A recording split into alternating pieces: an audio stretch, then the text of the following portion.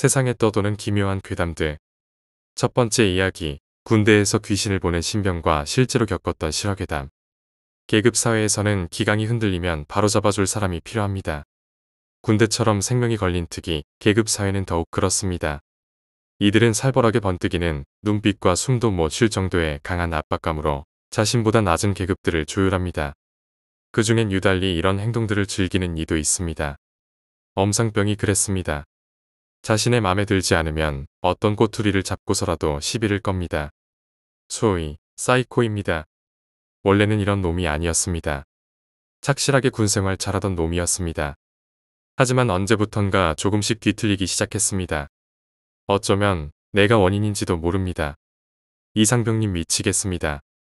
저는 잘하려고 하는데 동기들은 입만 살아 꼬리만 흔들고 빠질 대로 빠져있고 제가 언제나 책임을 집니다. 솔직히 억울합니다. 그날은 훈련이 아주 힘든 날이었습니다. 물론 실수하는 놈들은 여전히 실수하고 책임을 지는 놈들은 여전히 책임을 집니다. 다 고만고만한 나이들인데도 누구는 하늘이요, 누구는 밑바닥입니다. 그날따라 유달리 심하게 구타당한 뒤 엄상병은 울먹이며 근무 중 내게 그렇게 말을 걸어왔습니다.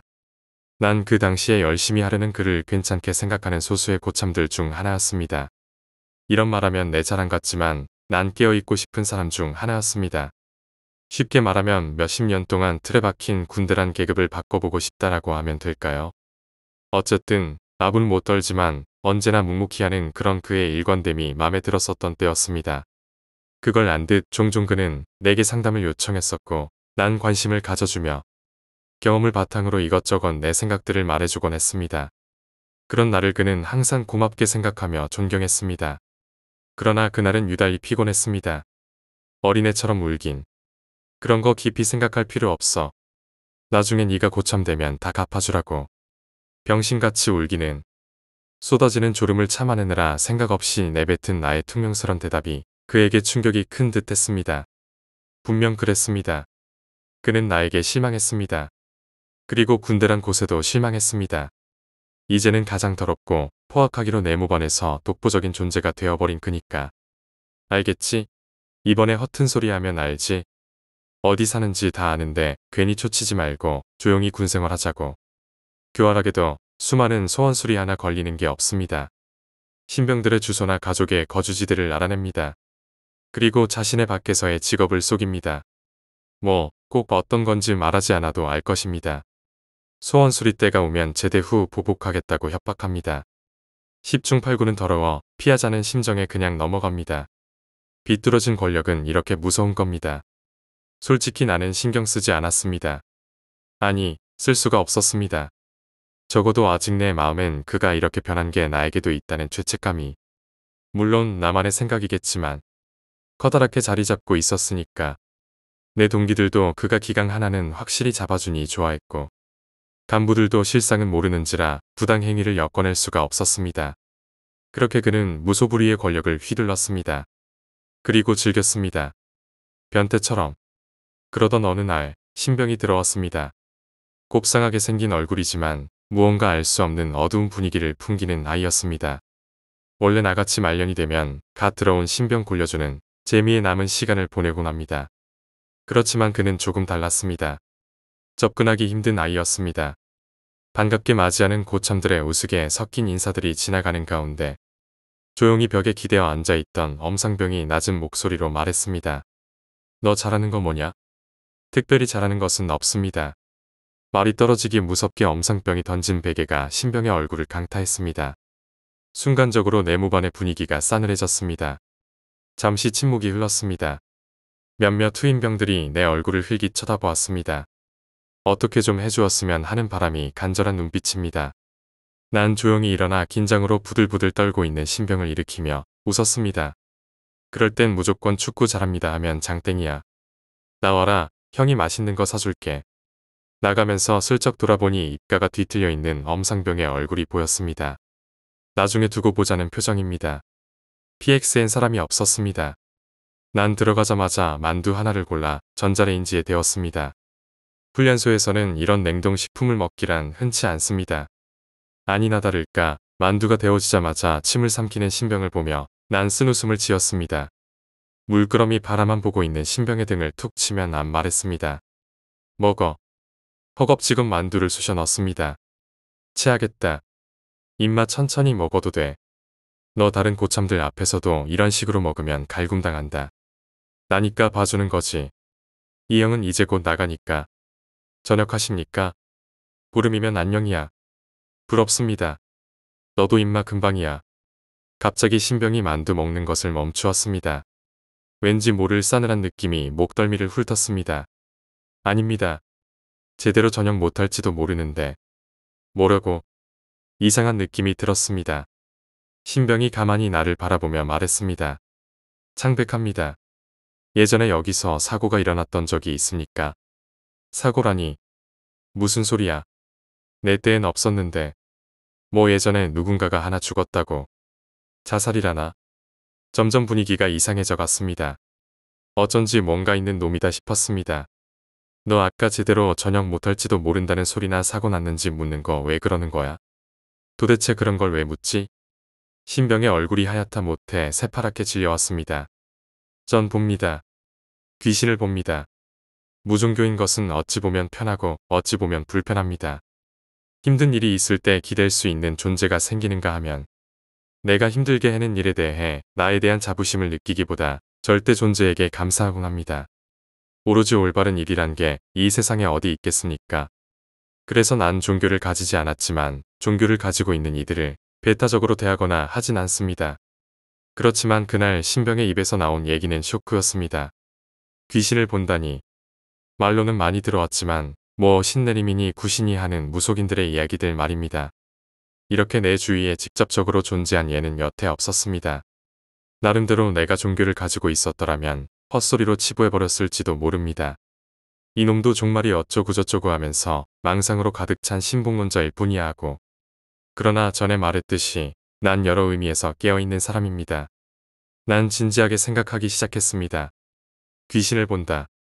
아니 보인다지. 어떤 귀신을 보는 것일까? 보고 싶을 때마다 보는 것일까? 보기 싫은데도 보는 것일까? 여러 가지 생각들이 머리를 맴돌았습니다. 호기심이란 참 대단합니다. 한번 궁금해지기 시작한 나는 이제 대부분을 신병의 말만 생각하게 되어버렸습니다. 하지만 직접 물어볼 수는 없었습니다. 아무래도 영꺼림직했습니다. 행여 내가 귀신이 어딨냐고 물어봤을 때 이병장님 머리 위에 있습니다 하고 하얗게 질린 표정으로 말하거나 한다면 잠을 어찌 자겠습니까? 생각만 해도 끔찍합니다. 그래서 난 이러지도 저러지도 못하고 신병의 주위만 맴도는 생활을 계속했습니다. 이런 나의 행동을 내가 신병에게 잘해주는 걸로 느꼈는지 엄상병의 눈길이 자주 신병에게로 가는 게 보였습니다. 아니나 다를까 엄상병의 괴롭힘이 시작됐습니다. 심한 욕과 함께 뺨을 후려치는 모습이 보였습니다. 좀 심하다 싶어서 내가 다가가니 엄상병이 마지못해 인사를 했습니다. 움찔하며 나를 쳐다보는 신병의 눈빛이 안쓰러워져. 나는 엄상병을 말리기 위해 웃으며 그 자리를 무마하고자 말을 건넸습니다. 이 병장님이 오냐 오냐 해주니까 이 새끼가 기어오르는 거 아닙니까? 말이 좀 심했습니다. 아무리 말년이라지만 살짝 열이 받기 시작했습니다. 이 새끼 봐라. 말년이라고 대놓고 개기냐 지금. 조용히 저녁이나 잘하십시오. 한 대 치시려고 말입니까? 대드립니까? 저야 뭐 손해보는 거 없습니다. 어차피 이 병장님만 손해보는 거 아닙니까? 괜스레 판 키우시지 마시고 조용히 나가십시오. 핏대가 서기 시작했지만 맞는 말이기에 난 꾹 참았습니다. 결국 이렇게 비뚤어진 건 나의 죄이기도 하니까. 그걸 알기라도 하듯이 이렇게 내게 덤비는 거고. 신병 도와주려다 내가 당한 꼴입니다. 아는지 모르는지 신병은 어안이 벙벙한 채로 계속 두리번거리며 멍하니 서 있습니다. 뒤늦게 엄상병이 그 모습을 보고 또 한 소리 합니다. 순간 신병의 얼굴이 다시 새파랗게 질리기 시작했습니다. 엄상병도 이상한 낌새를 느꼈는지 하던 말을 멈추고 신병을 물끄러미 쳐다보았습니다. 눈을 동그랗게 뜨고 엄상병을 바라보는 신병의 모습에 나 또한 온몸에 소름이 돋기 시작했습니다. 보는 건가? 귀신을. 기분이 나빠졌는지 엄상병이 휙 돌아가 버렸습니다. 여전히 부들부들 떨고 있는 신병을 보니 갑자기 나 역시 기분이 점점 나빠지기 시작했습니다. 그래도 궁금한 건 궁금한지라 난 물었습니다. 뭐가 보였는데? 그때 그 말을 들어선 안 되는 거였습니다. 그게 아무래도 전에 말씀하시던 자살한 사람 같아서. 뭐? 자살한 병사 귀신이 엄상병 어깨라도 올라탔디. 어깨 위에 올라탄 게 아니라 거꾸로 매달려 있었습니다. 잠을 잘 수가 없었습니다. 심한 공포가 밤마다 찾아와 날 괴롭혔습니다. 그의 말이 머릿속을 떠나지 않았습니다. 자꾸만 맴돌아 견딜 수가 없었습니다. 엄상병도 그날 이후로 뭔가 안 좋은 김새를 눈치챘는지 신병에게 접근을 꺼려했습니다. 다른 이들은 아무것도 모르는 채 신병을 골려주고 놀리기도 하며 그동안 그래왔던 것처럼 평범한 생활을 보내고 있었습니다. 이상해진 것은 나와 엄상병 둘뿐이었습니다. 엄상병이 자꾸 날 쳐다보는 게 느껴졌습니다. 무언가 물어보고는 싶은데 말이 잘 떨어지지 않는 모양이었습니다. 아마도 신병에 대한 얘기겠지. 신병이 자신을 바라보는 그 눈빛이 기분 나빠 견딜 수 없었을 겁니다. 나 역시 입이 근질거렸습니다. 저 놈은 귀신을 본다고 말하고 싶어 미칠 것 같았습니다. 내 머리 위로 자살한 병사 귀신이 거꾸로 매달려 있대. 그게 자꾸 보여서 널 피하는 거야. 그 병사의 원한이 너에게 향해 있단다. 지금이라도 잘해줘라. 그렇지만 얘기할 수가 없었습니다. 날 이상하게 생각할 게 뻔했습니다. 그렇게 받아들여지는 건 죽기보다 싫었습니다. 난 세상과 타협하고자 하는 사람입니다. 혼자 튀어듯 볼 게 없습니다. 흐르는 강물에 자연스레 몸을 맡기는 게 정석입니다. 이것이 내 주관이었습니다.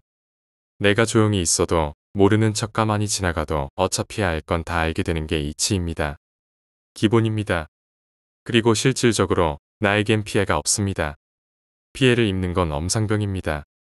틈틈이 엄상병이 어쩔 수 없이 신병을 교육해야 하는 경우가 있었습니다.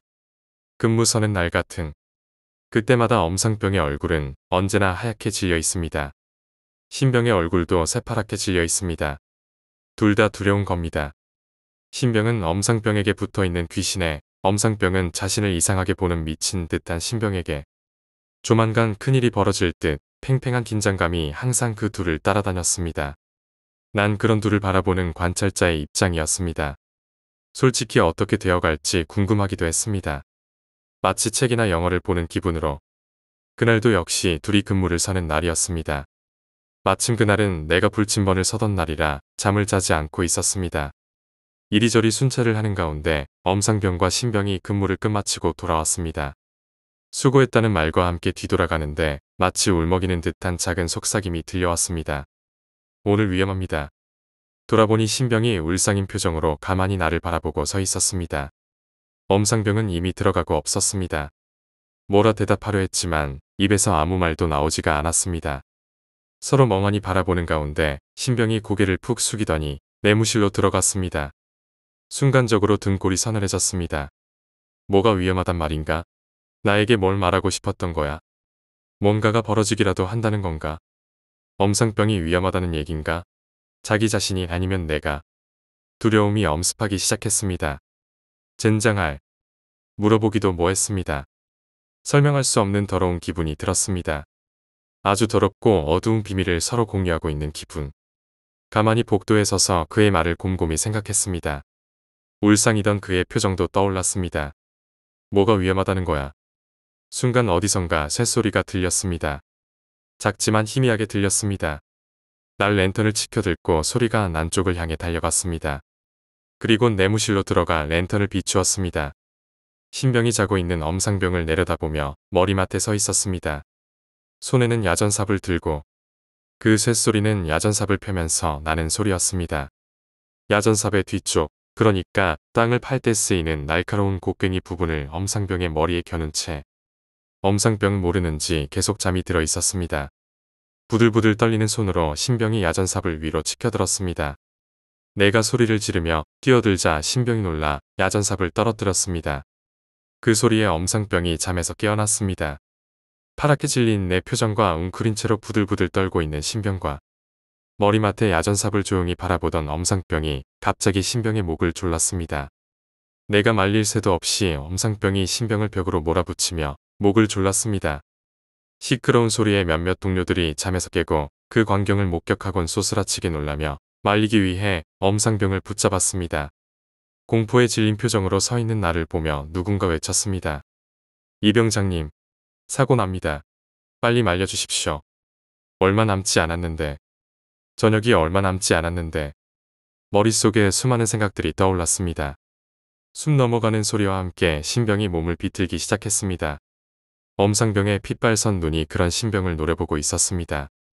자기를 말리는 동료들의 팔뚝 부리치며 엄상병의 팔이 신병의 목을 졸라댔습니다. 정신을 차리고 내가 다가가 랜턴으로 엄상병의 머리를 내리치고 나서야 신병의 목이 풀어졌습니다. 콜록거리는 신병을 바라보며 으르렁거리던 엄상병이 머리를 부여잡고 말했습니다. 신병이 반정신이 나간 듯 중얼거렸습니다.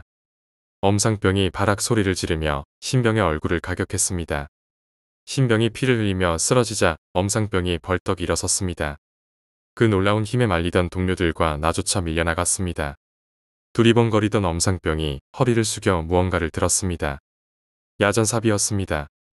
경악하는 신병의 눈에 야전삽을 들고 다가오는 엄상병의 모습이 보였습니다. 정신을 차릴 수가 없었습니다. 그 상황을 바라보며 난 정신을 차릴 수가 없었습니다. 그때 누군가 소리치며 뛰어들어왔습니다. 일찍을 서던 간부 최하사였습니다. 뒤늦게 이 상황을 눈치챈 최하사가 소리를 지르며 엄상병에게 뛰어들었습니다. 이미 전 내무반이 다 일어나 이 상황을 바라보고 있었습니다. 그 한가운데 서서 난 모든 걸 목격하고 있었습니다. 소리치는 엄상병의 모습을 보며 난 다시 예전의 일을 떠올렸습니다. 예전에 그가 울먹이며 나에게 고민을 털어놓던 그 시절들이 떠올랐습니다. 또 한 번 그를 망가뜨리고 싶지 않았습니다. 이 찝찝한 기분을 떨쳐내고 싶었습니다. 난 있는 힘을 다해 엄상병의 몸으로 뛰어들었습니다. 심하게 부딪힌 엄상병의 손에서 야전삽이 떨어졌습니다. 비틀거리는 엄상병을 붙잡기 위해 최하사가 몸을 밀착했습니다. 순간 중심을 잃은 엄상병이 뒤뚱거렸습니다. 분노와 공포가 뒤섞인 엄상병의 눈이 내 눈과 마주쳤습니다. 쓰러지는 엄상병의 머리에 야전삽이 박히며 피가 내무실 천장으로 솟구쳤습니다. 이렇게 내 군생활의 마지막은 지나갔습니다. 평생 씻겨지지 않는 더러운 기분으로. 그리고 이제 나도 저녁 당일을 앞두고 있었습니다. 바로 지난주에 그 끔찍한 일이 벌어졌다는 게 믿기지 않을 정도로 내 저녁 준비는 순탄했습니다. 간간히 그런 생각을 하곤 했습니다.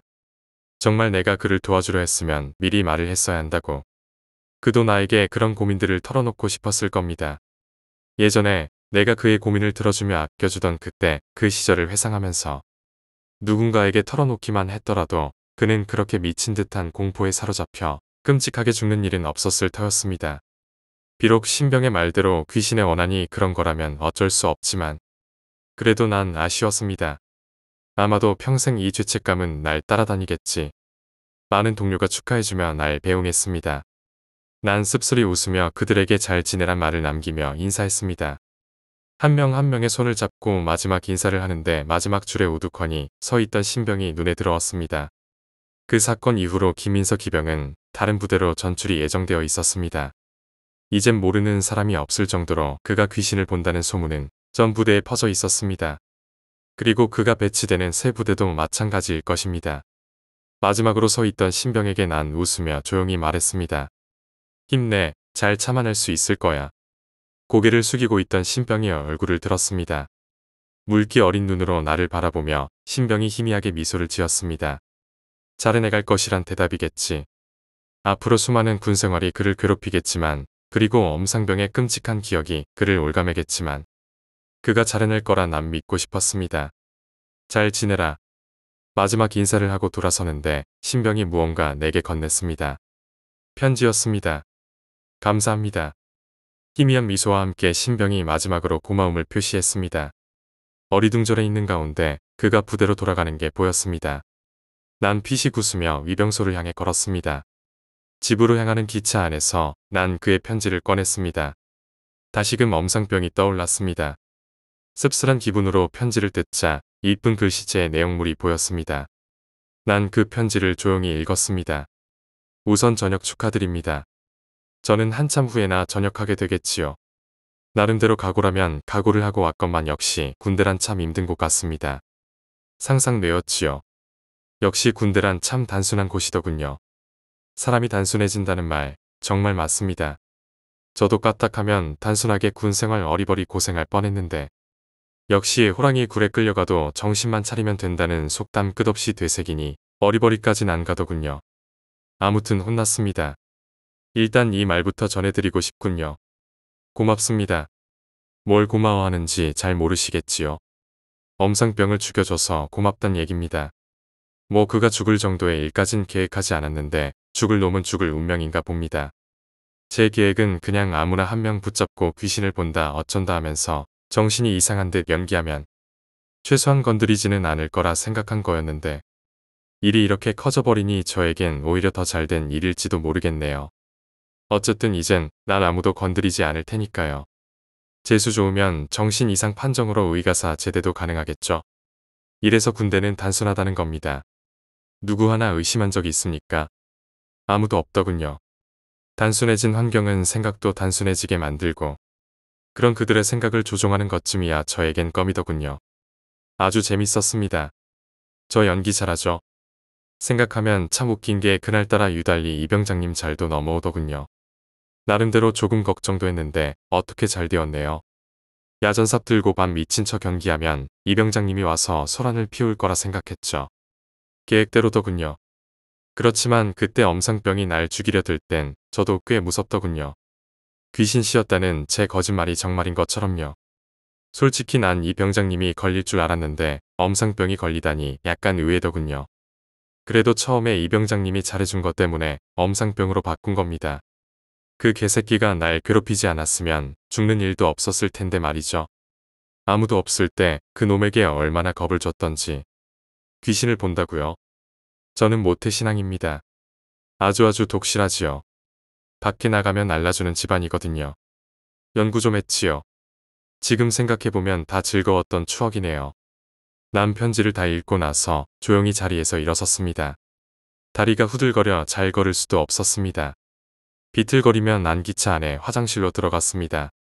속에서 무언가가 울렁거리며 솟구쳤습니다. 토악질을 한참 한 뒤 남 편지를 접어 잘게 찢었습니다. 편지 조각들이 물에 휩쓸려 내려가는 게 보였습니다. 죽기 전 나를 바라보던 엄상병의 눈빛이 떠올랐습니다. 그래, 어쩌면 내가 죽인 건지도 모릅니다. 아마도 정말 귀신이 존재한다면 내 머리 위엔 엄상병이 있겠지. 원한 어린 눈으로 날 내려다보며 언제나 따라다닐지도 모릅니다.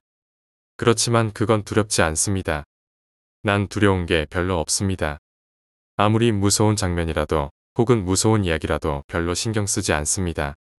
내 자신을 믿는다면 이 세상에서 무서운 건 존재하지 않는다고 생각해왔습니다. 그런데 이젠 두렵습니다. 이제 내가 살아남아야 할 사회와 수많은 내 앞길들이 두렵습니다. 수많은 사람들이 두렵습니다. 그들을 대한다는 게 두렵습니다. 날 바라보며 희미하게 웃던 신병의 미소가 떠올랐습니다. 이제 난 항상 공포에 질려 살아가게 될 것입니다. 이것은 내가 살아있는 한 끝나지 않을 것입니다. 세상에서 가장 무서운 게 무엇인지 알아버렸으니까. 두 번째 이야기, 흉가 체험. 고등학교 수능을 마치고 친한 친구 3명과 함께 빈손 여행을 갔습니다. 약간의 차비와 끼니 정도만 챙기고 이동 전화도 집에 두고 갔던 걸로 기억합니다. 날씨가 더워서 텐트 같은 건 다 뿌리치고 1박 2일을 다녀오기로 했습니다. 어디서 밤을 새고 놀든 공짜 민박집을 구하든 어떻게든 되겠지 하는 무대뽀 정신으로 말이죠. 버스를 타고 경기도 양평으로 갔습니다. 친구들이 아이스박스를 들고 졸졸 따라다니기만 해서 어디가 어디였는지는 기억도 잘 안 납니다. 그렇게 표시판 보고 걷고 길 가는 사람한테 물어보면서 걸었습니다. 지금 생각해도 군대에서 주간행군하는 기분이었습니다. 이윽고 허름한 집을 중심으로 넓게 펼쳐진 마당이 보이고 그 뒷길로 작지 않은 물가도 보였습니다. 더군다나 사람들이 많이 머물다 간 흔적이 있고 공중화장실도 있었는데 약간 쾌쾌했지만 맨바닥에 싸는 것보다는 낫겠지 하는 마음이었습니다. 빈짐이나 다름없는 가방을 풀고 일단 친구들과 담배를 한 대 피웠습니다. 날도 더운데 땀 빼고 앉아서 피는 맛이란 그만이었습니다. 그런데 대낮부터 친구놈이 뜬금없는 말을 했습니다.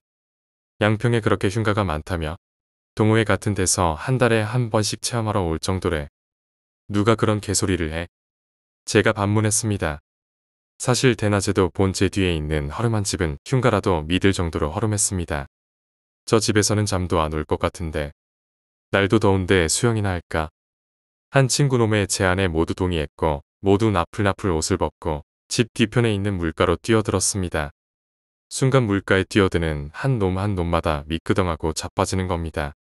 뒤늦게 뛰어들려다 흠칫 멈춘 저는 왜 그러냐고 물었습니다. 무슨 물가에 돌이 이렇게 많아, 그리고 이끼투성이야.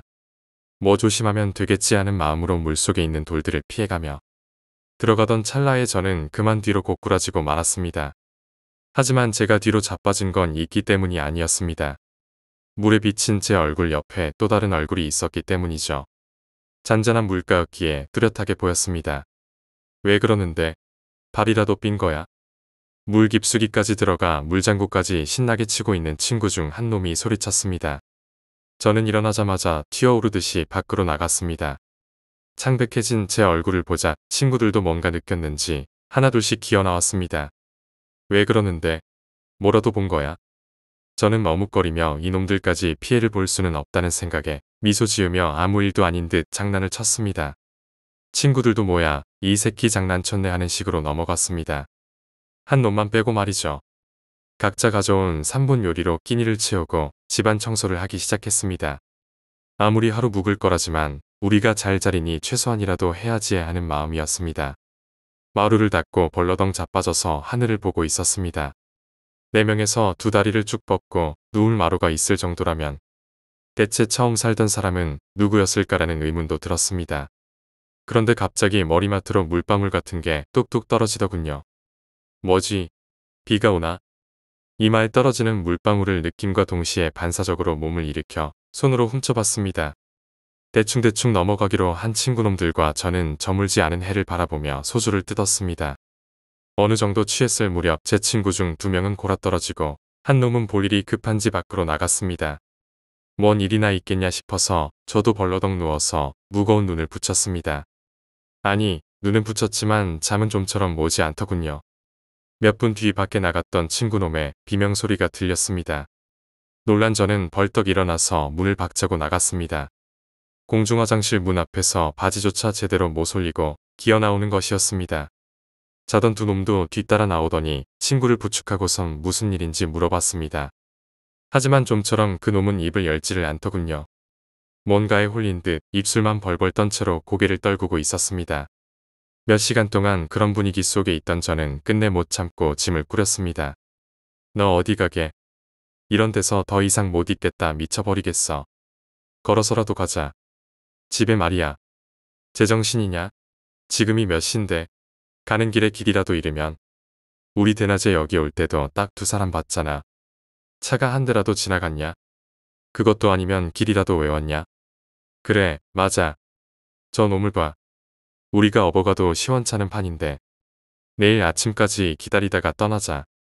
친구들 말도 일리가 있었습니다. 대낮에 여기 올 때도 늙으신 할머니 한 분과 아저씨를 보았지만 그 밖에 사람이나 차가 지나다니는 걸 본 적이 없었으니까요. 서울 시내 바로 옆에 붙어있는 동네라지만 이렇게 극과 극일 줄일 생각은 꿈에도 못했죠. 제가 문을 열며 말했습니다.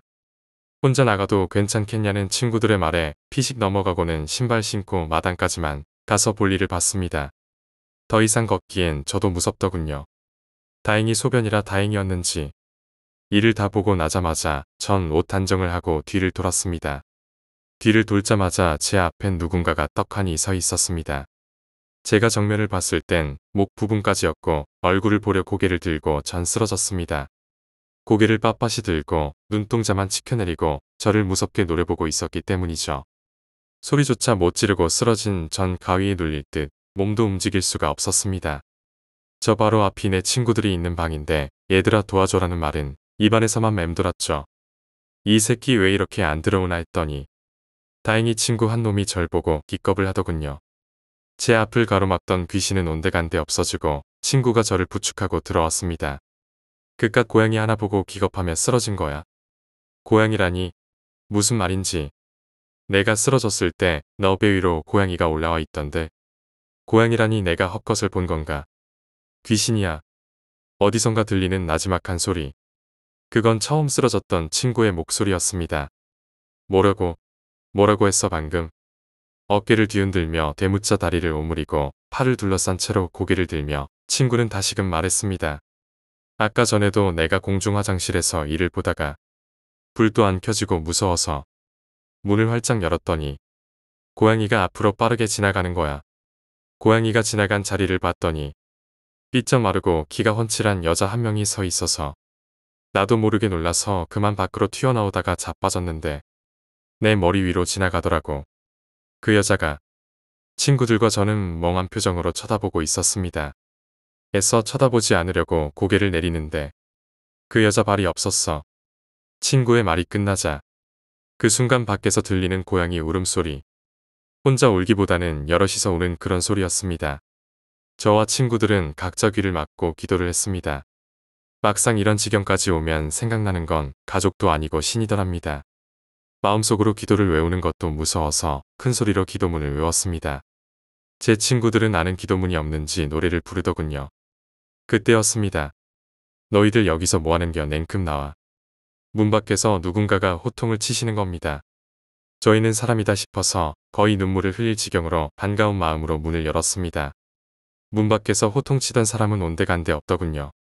친구 한 놈이 울기 시작했습니다. 저는 안 되겠다 싶어서 우는 놈을 업고 친구들과 도로로 내달렸습니다. 정말 뒤도 안 돌아보고 뛰었습니다. 여기가 어딘지도 모를 때쯤 아스팔트 도로가 나오더군요. 그 자리에서 친구들과 주저앉고 뒤늦게서야 물어봤죠. 너도 들었지? 아무 말 없이 친구들도 고개를 끄덕이더군요. 아무래도 흉가 같다. 저 새끼 끌고 가서라도 일단 걷자. 다른 친구 한 놈이 우는 놈을 바라보며 말했습니다. 몇 시간을 걸었을까요? 어디선가 빛이 새어나와 하늘을 점점 밝히더군요. 날이 센 건가? 친구들도 안도의 한숨을 내쉬며 짐을 찾으러 갈지 아니면 그냥 가버릴지 상의했습니다. 딱히 중요한 걸 가져온 게 없어서 2번 다시 가기 싫은 그 집을 뒤로 한 채로 집으로 향했죠. 다만 아쉬운 게 있다면 너무 급한 나머지 신발조차 신고 나오지 않았다는 거. 맨발로 버스를 타고 거지 차림으로 주위 사람들 신경까지 받았죠. 서울로 진입하여 빌딩이 보이자 드디어 긴장이 풀렸고 잠이 들었습니다. 세 번째 이야기, 물풍선.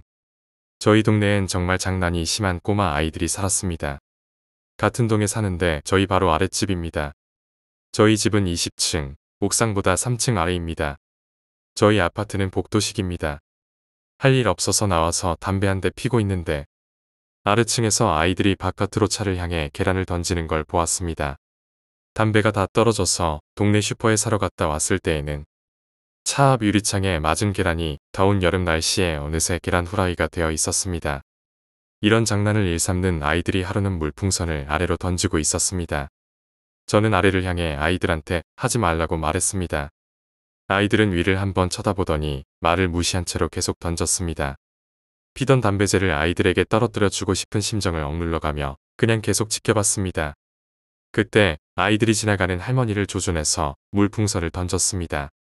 아이들이 2명 있었는데 2명 모두 할머니를 조준해서 물풍선을 던졌고 19층에서 떨어지는 속력에 비례하는 힘과 물풍선의 무게가 더해져 그 할머니 머리에 맞았습니다. 할머니는 바로 쓰러지셨고 아이들은 웃으며 재빨리 자기네 집으로 숨어버리고는 문을 쾅 하고 닫았습니다. 저는 길바닥에 대자로 쓰러지신 할머니를 계속 지켜보다가 안 일어나시길래 무슨 일 있나 하고 아래로 급히 내려갔습니다. 코에 손을 가져다 대봤지만 숨소리는 희미하게 느껴질 뿐이었습니다. 결국 할머니는 돌아가셨습니다. 물풍선으로도 사람을 죽일 수 있다는 것. 사소한 장난이 위험을 초래한다는 것을 그때서야 알았습니다. 아이들은 다른 조치 없이 경고만 받았다는 걸로 알고 있습니다. 이사 온 지금 그 아이들은 지금쯤 초등학교 고학년이 되어 있겠네요. 지금도 설마 그러진 않겠죠? 지금에서야 하는 후회지만 그때 제가 더 강력하게 말렸어야 했습니다. 네 번째 이야기, 중국에서 공포의 일주일. 아내를 뒤로 한 채 택시에 올랐습니다. 이번 계약만 잘 성사된다면 지사장이나 다름이 없습니다. 지긋지긋한 이사놈들 마주칠 일도 거의 없고 굽신거릴 일도 이제 없는 겁니다. 한편으론 마음이 홀가분하고 한편으론 착잡합니다. 공항에 도착해 탑승 수속을 밟은 후 상하이행 기내로 들어섰습니다. 너무 긴장한 탓일까? 의자에 앉자마자 잠이 들었습니다. 나를 배웅하던 걱정스러운 모습에 아내가 아른거렸습니다. 약한 충격으로 잠을 깨보니 상하이 공항에 도착했다는 안내 방송이 흘러나오고 있었습니다. 불편하게 잠을 자서 몸은 찌뿌둥하고 잠들기 전보다 더 피곤한 상태였습니다. 까다로운 입국 심사가 끝나고 짐을 찾은 뒤 공항 로비로 나왔습니다. 주위를 둘러보자 어벙하게 생긴 한 청년이 내 이름이 적힌 카드를 들고 있는 모습이 눈에 들어왔습니다. 다가가 짤막하게 말했습니다. 제가 유민준입니다. 청년은 화들짝 놀라며 인사했고 자신의 첫 고객이니 성심성의껏 모시겠다는 둥 나를 더욱 귀찮게 했습니다. 청년이 대기해 놓은 차로 이동했습니다. 청년이 너무 귀찮게 하는 바람에 나도 모르게 퉁명스럽게 대했습니다. 표정이 억지로 아무렇지 않은 척하는 걸 보니 조금 미안한 마음도 들었습니다. 차에 타고 한동안 서로 말이 없다가 한참 후에 조심스레 청년이 말을 걸어왔습니다. 나도 약간 좀 심했다 싶어 귀찮아도 들어주며 간간히 웃어주었습니다. 이런저런 이야기를 나누고 있을 때쯤 청년이 말해주었습니다. 저기가 내가 묵을 곳이라고. 창밖을 내다보니 이건 한국의 총구석 모텔 수준이었습니다. 순식간에 내 얼굴이 벌레 집은 표정이 되자 청년이 괜스레 미안해하며 어쩔 줄 몰라 했습니다. 격리부 새끼들 너무하는 거 아냐? 잠시 투덜거리며 청년과 다음 날의 약속을 잡은 뒤 헤어졌습니다. 카운터의 여자는 대답을 웃음으로 대신하고 있었습니다. 키보드를 한참 동안 두드린 후에야 조그마한 탄성을 지르며 나에게 카드키를 건넸습니다. 문을 열자 한숨만 흘러나왔습니다. 한국의 80년대 TV와 중고등 학생이 쓰는 듯한 책상. 한참 망연자실하게 앉아있다가 집에서 걱정하고 있는 아내가 떠올랐습니다. 아내에게 전화를 하고 사장에게 보고를 한 후 내일 있을 계약에 실수가 없도록 거울을 보며 연습을 거듭했습니다. 시간 가는 줄 모르고 떠들다 보니 시계는 8시를 가리키고 있었습니다. 내일 아침 일찍 일어나 다시 연습해야겠다는 생각으로 일찍 잠을 청했습니다. 하지만 한국보다 1시간 느린 관계로 자고 싶었지만 잘 수가 없었습니다. 중국 포도주 맛이나 한번 볼까? 술을 살짝 걸치면 잠이 오겠다는 생각으로 술을 한 병 사서 반병가량 마셨습니다. 술에 취한 탓에 허공에다 아내에게 인사를 한 뒤 침대로 쓰러졌습니다. 얼마나 잤을까요? 축축하고 으스스한 느낌으로 눈을 뜰 수 있었습니다. 깜깜하기만 하고 아무것도 보이질 않았습니다. 일어나고 싶었지만 심각한 두통과 복통으로 인해 한참 몸을 움직일 수 없었습니다. 내가 이렇게 취했었나? 여기가 어디지? 한참 후에야 알 수 있었던 건 호텔방의 화장실 욕조였습니다. 몸을 겨우 일으켰습니다. 차가운 물과 몸이 불어있는 상태로 보아하니 아마도 오래 있었던 듯했습니다. 혹시나 늦지는 않았는지 시간을 보려고 화장실 문을 열고 나오니 다행히 여전히 깜깜했습니다. 시간이나 보고 다시 좀 쉬어야겠다는 생각으로 불을 켰는데 이건 마치 시체가 치워진 살인 현장을 보고 있는 듯했습니다. 피로 뒤덮인 침대와 수술용 매스, 가위였습니다. 이거 도대체 무슨 일이야? 너무나 무섭고 떨렸습니다. 어찌할 바를 몰랐습니다. 우선 내선 전화로 헬프미만 짤막하게 던진 후 옷을 챙겨 입으려 하는 순간 또 놀랄 수밖에 없었습니다. 아내가 어제까지만 해도 만져주며 장난치던 나의 배에는 Y자 형태로 꿰맨 자국이 보였습니다. 눈에선 눈물이 앞을 가로막았습니다. 나는 울부짖으며 미친 사람처럼 서류 가방을 뒤졌습니다. 지금부터는 가이드의 시점입니다. 지금 몇 시인데 전화질이야. 나 좀 제발 살려줘. 나 좀 살려달라고. 솔직히 말해서 걱정보다는 짜증이 더 많이 났습니다. 첫 고객부터 문제라니. 여행사에서 분명 불이익을 줄게 뻔했습니다. 급한 대로 옷을 챙겨 입고 새벽길을 쌩쌩 달려 도착했습니다. 그 사람이 머물렀던 방으로 찾아가니 방 앞에서 공안이 지키고 있었습니다. 공안들이 막아대는 통에 제대로 볼 수는 없었지만 어깨너머로 본 그 현장은 참혹하기 그지없었습니다. 피로 범벅된 침대. 배에는 큰 형태로 Y자 모양의 수술 자국을 가지고 있는 남자. 맞습니다. 그였습니다. 나의 첫 고객. 허탈한 마음으로 현장에서 내려와 로비에서 담배에 불을 붙이는 순간 불현듯 기억이 났습니다. 때는 내가 중국으로 떠나기 하루 전이었습니다. 중국 여행사에 취직했다는 말을 들은 친구들은 송별회를 해준다고 하여 가볍게 술을 마시며 이야기를 나누고 있었습니다. 그때 한 친구 녀석이 분위기를 잡으며 나에게 말을 걸어왔습니다. 이거 나 들은 이야기인데 중국에서 요즘 장기 밀매가 판친다고 하더라. 공항에서 잠복하다가 혼자 온 듯 싶으면 호텔까지 따라가 장기 배째서 끄집어간 때 미치게 무서웠습니다. 내가 이런 일을 당할 줄이야. 그 일이 있은 후 난 자진하여 사표를 내고 한국으로 들어왔습니다. 나중에 알게 된 사실이지만 그 사람의 욕실에는 이런 문구가 적힌 종이가 발견되었다고 합니다. 먼저 죄송하다는 말씀을 전합니다. 당신의 콩팥과 간을 가져갑니다. 이 글을 보신 후 바로 병원으로 가시기 바랍니다.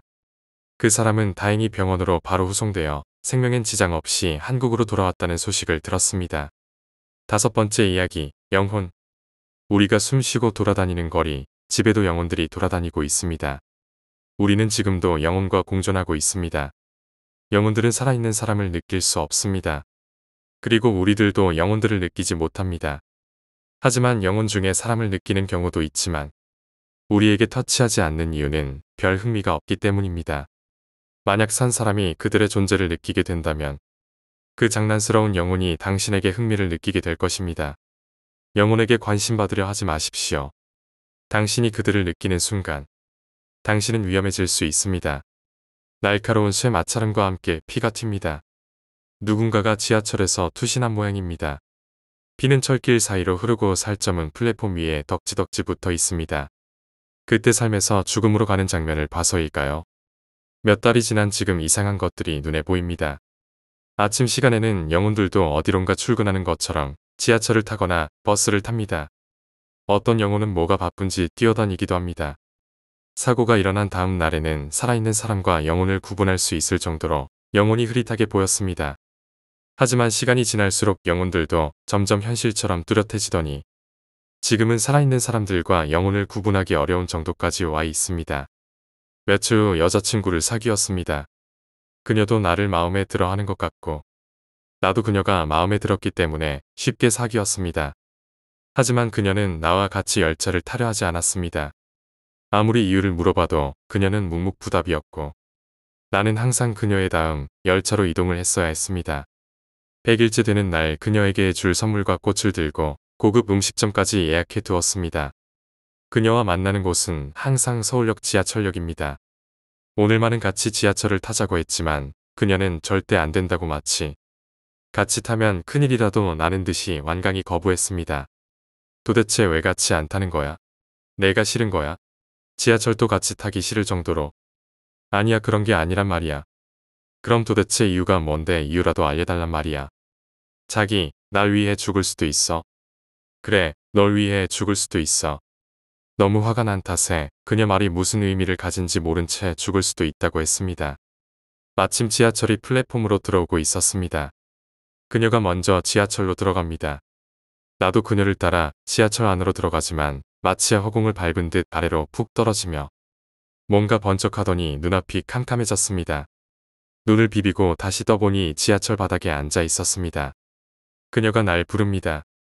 거기서 뭐해? 내 옆으로 와서 앉아. 나는 의아한 듯 싶었지만 그녀와 이제는 항상 같이 있을 수 있다는 생각에 너무나 기뻤습니다.